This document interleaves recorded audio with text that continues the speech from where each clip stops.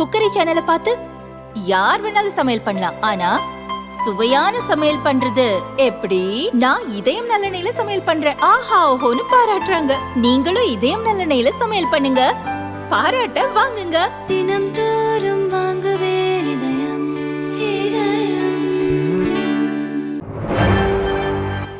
வணக்கம். செய்திச் சுருக்கம். ஞாபகம் வருதே ஜனாதிபதியின் மலரும் நினைவுகள். ஜனாதிபதி திரௌபதி முர்மு அரசியலுக்கு வருவதற்கு முன் ஒடிசாவின் ராய்ரங்பூரில் பள்ளி ஆசிரியராக பணியாற்றினார். அதன் பிறகு கவுன்சிலர், எம்எல்ஏ, அமைச்சர், ஜார்க்கண்ட் கவர்னர் என படிப்படியாக உயர்ந்தார். 2022 ஜனாதிபதியாக பதவியேற்றார்.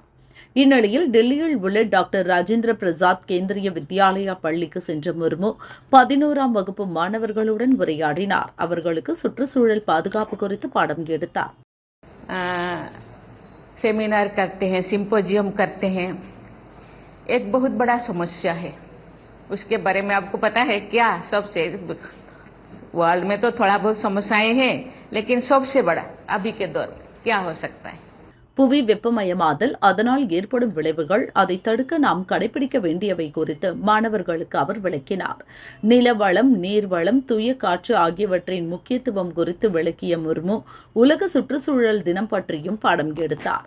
சுற்றுச்சூழல் பாதுகாப்பு குறித்து மாணவர்களுக்கு கற்பித்ததுடன் ஜனாதிபதி நிற்கவில்லை, அவர்களிடம் கேள்வியும் கேட்டு எந்தளவுக்கு பாடங்களை கவனித்தனர் என செக் செய்தார்.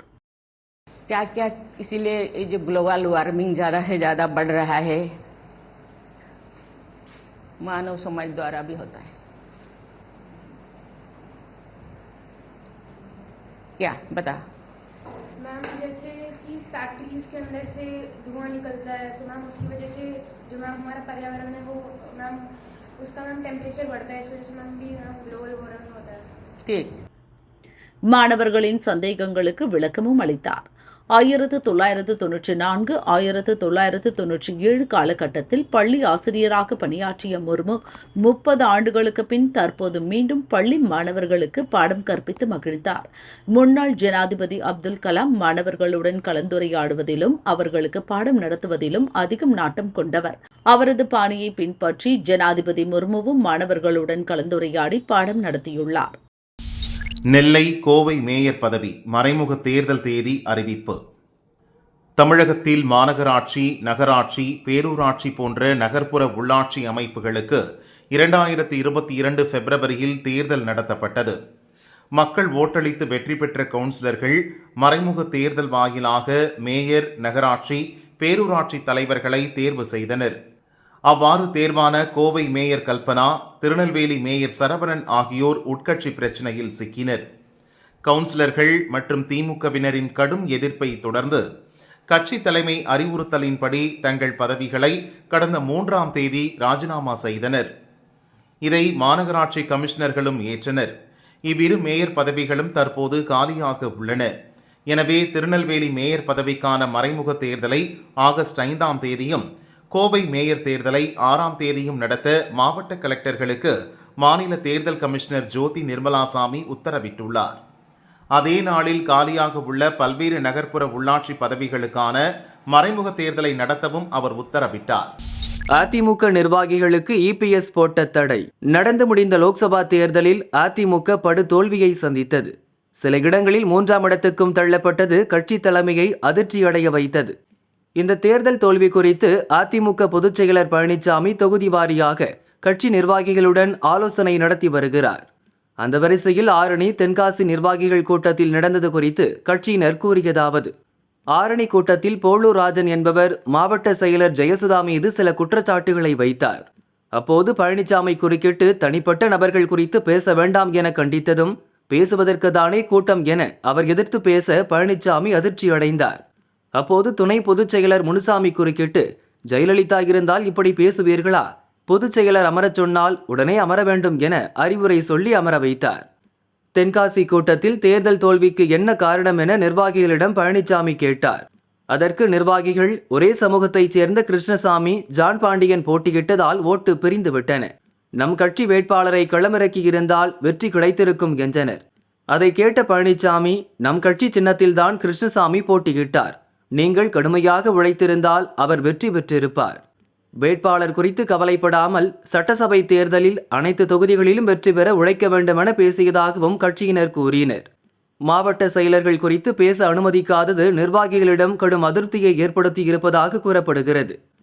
கூட்டம் குறித்து முன்னாள் அமைச்சர் ராஜேந்திர பாலாஜி கூறியதாவது: கட்சி வளர்ச்சி குறித்து பழனிசாமி பேசியதாகவும் சட்டசபை தேர்தலுக்கான களப்பணியை துவக்கியுள்ளோம்.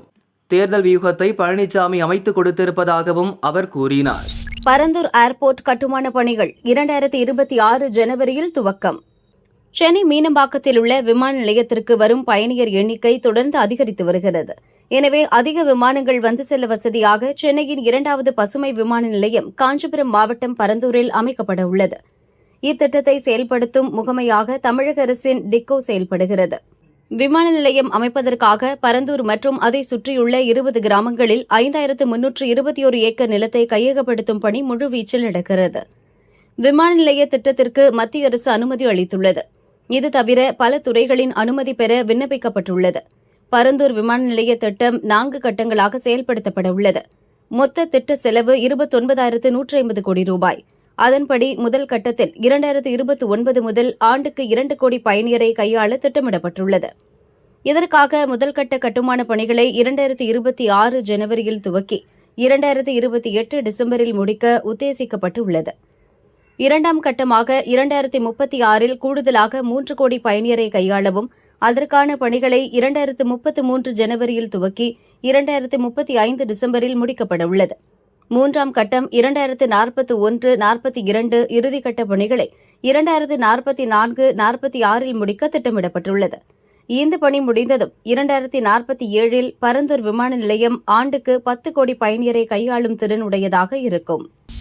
முல்லை பெரியாறில் புதிய அணையா? மத்திய அமைச்சர் விளக்கம். தமிழக கேரள எல்லையில் அமைந்துள்ள முல்லை பெரியாறு அணை பலவீனமாக உள்ளதாக சமீபத்தில் கேரள அரசு புகார் கூறியது. இந்த அணை 128 ஆண்டுகள் பழமையானது. இந்த அணை இடிந்தால் இடுக்கி மாவட்டத்தில் உள்ள 3 அணைகள் பாதிக்கப்படும். புதிய அணை கட்டுவதே இதற்கு தீர்வு என்றும் தெரிவித்திருந்தது. முல்லை பெரியாறு அணைக்கு அருகே புதிய அணை கட்டுவதற்கான சுற்றுச்சூழல் அறிக்கையையும் அம்மாநில அரசு தயார் செய்தது. இதற்கான பணிகளையும் தீவிரப்படுத்தி வரும் நிலையில் லோக்சபாவில் முல்லை பெரியாறு அணை அருகே புதிய அணை கட்ட நிதி ஒதுக்க மத்திய அரசு திட்டமிட்டுள்ளதா என கேரள எம்பி கேள்வி எழுப்பினார். இதற்கு மத்திய ஜல்சக்தி துறை இணை அமைச்சர் ராஜ்பூஷன் சௌத்ரி பதிலளித்து பேசினார். அணைகளின் பாதுகாப்பு என்பது அணையின் உரிமையாளர்களான மாநில அரசுகளின் வசமே உள்ளது. முல்லை பெரியாறு அணையை பொறுத்தவரை தமிழக அரசின் நீர்வளத்துறை ஆண்டுதோறும் ஆய்வுப் பணிகளை மேற்கொண்டு வருகிறது. அணையின் ஒட்டுமொத்த நிலை மற்றும் கட்டமைப்பு திருப்திகரமாக உள்ளதாக மத்திய குழுவும் தெரிவித்துள்ளது. எனவே முல்லை பெரியாறு அணையின் அருகே புதிய அணை கட்டும் திட்டம் எதுவும் இல்லை. அதே சமயம் அணையின் நீர்மட்டத்தை தற்போதைய நிலையில் 152 அடியாக உயர்த்த முடியாது என தெரிவித்தார். உத்தரவை அமல்படுத்தாத அதிகாரிகளுக்கு வாரண்ட். சென்னை மாநகர போலீஸ் கமிஷனர் கட்டுப்பாட்டில் உள்ள அலுவலகத்தில் தூய்மை பணியாளர்களாக பணியாற்றிய 1149 பேரின் பணியை அரசு வரன்முறை செய்து 2009 அரசாணை பிறப்பித்தது. ஆனால் சேலம் மாவட்ட போலீஸ் துறையில் பணியாற்றிய தூய்மை பணியாளர்களுக்கு கூடுதல் ஊதியம் நிர்ணயிக்கப்பட்டு 2006 முதல் வழங்கப்படுகிறது. இதனால் தங்களுக்கும் அவர்களுக்கு இணையான ஊதியம் நிர்ணயிக்க கோரி கொண்டம்மாள் என்ற தூய்மை பணியாளர் ஹைகோர்ட்டில் வழக்கு தொடர்ந்தார். வழக்கை விசாரித்த கோர்ட் திருத்திய ஊதியம் வழங்க 2013 உத்தரவிட்டது. அதை எதிர்த்து தாக்கல் செய்த மேல்முறையீட்டு வழக்கை விசாரித்த 2 நீதிபதிகள் அமர்வு தனி நீதிபதி உத்தரவை 2019 உறுதி செய்தது. அதன் பிறகு 2021 சுப்ரீம் கோர்ட்டும் உறுதி செய்தது. ஆனால் கோர்ட் உத்தரவை அமல்படுத்த இதுவரை நடவடிக்கை எடுக்காத நிலையில் கொண்டம்மாள் பணியில் இருந்தே ஓய்வு பெற்றுவிட்டார். கோர்ட் உத்தரவை அமல்படுத்தவில்லை என கூறி தமிழக உள்துறை செயலாளராக இருந்த அமுதா, டிஜிபி சங்கர் ஜிவால், சென்னை மாநகர போலீஸ் கமிஷனராக இருந்த சந்தீப் ராய் ரத்தோர் ஆகியோருக்கு எதிராக கோர்ட் அவமதிப்பு வழக்கு தாக்கல் செய்தார். இந்த மனு நீதிபதிகள் ஆர் சுப்பிரமணியன், பி.டி. ஆஷா அமர்வில் விசாரணைக்கு வந்தது.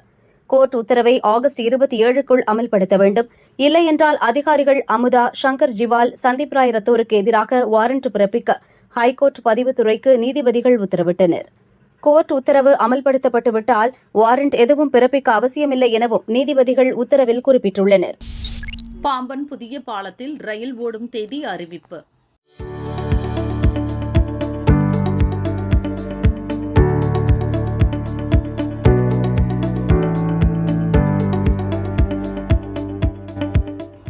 தமிழகத்திற்கு பெருமை சேர்க்கும் அடையாளங்களில் ஒன்று பாம்பன் ரயில் பாலம். இது இந்தியாவின் முதல் கடல் பாலம். 2.3 கிலோமீட்டர் நீளம் கொண்டது. 1914ஆம் ஆண்டில் கட்டப்பட்டது. இப்பாலம் இந்தியாவின் 2வது நீளமான கடல் பாலம் என்ற பெருமையை கொண்டது. இந்த ரயில் பாலம் தமிழகத்தின் பெருநில பரப்பையும் ராமேஸ்வரம் தீவையும் இணைக்கிறது. பாம்பன் ரயில் பாலத்தின் நடுவே பெரிய கப்பல்கள் செல்வதற்கு ஏற்ப பாலத்தின் நடுவில் தூக்கு பாலம் அமைக்கப்பட்டிருந்தது. தூக்கு பாலம் சேதமடைந்ததால் 2022ஆம் ஆண்டில் ராமேஸ்வரத்திற்கு ரயில் சேவை நிறுத்தப்பட்டது. அதற்கு முன்பாக 2020ஆம் ஆண்டிலேயே ரூபாய் 550 கோடி மதிப்பீட்டில் புதிய பாலத்திற்கான கட்டுமான பணிகள் பழைய பாலத்தின் அருகாமையிலேயே துவங்கப்பட்டது.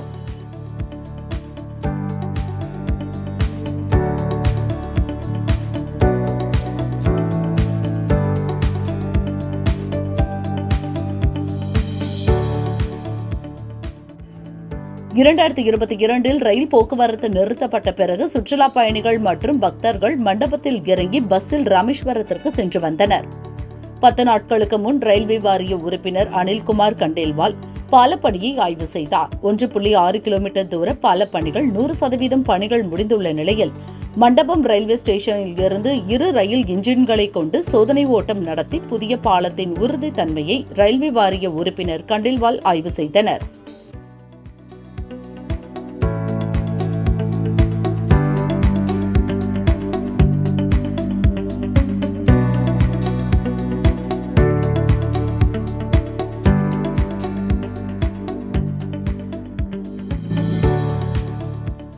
பாம்பன் பாலம் கட்டுமான பணிகள் 90% மேல் முடிவடைந்துள்ள நிலையில் இன்னும் 2 மாதத்தில் பணிகள் 100% முடியும். அதன் பிறகு பாலத்தின் மொத்த நீளமான 2.3 கிலோமீட்டர் தூரத்திற்கு ரயில் பெட்டிகளை இயக்கி சோதனை ஓட்டம் நடத்தப்படும். அக்டோபர் 1ஆம் தேதி ராமேஸ்வரத்திற்கு ரயில் போக்குவரத்தை துவங்க திட்டமிட்டுள்ளோம் என தெற்கு ரயில்வே அதிகாரிகள் கூறினர். ராமேஸ்வரத்தில் ரூபாய் 120 கோடியில் ரயில் நிலைய மறுசீரமைப்பு பணிகள் நடக்கிறது. அதுவும் இந்த ஆண்டு இறுதிக்குள் முடியும் என ரயில்வே அதிகாரிகள் தெரிவித்தனர்.